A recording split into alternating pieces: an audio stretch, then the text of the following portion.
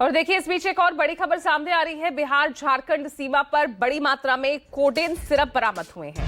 30,800 piece ये codeine syrup के पकड़े गए हैं। 61 लाख का ये नशीला कफ सिरप बरामद किया है।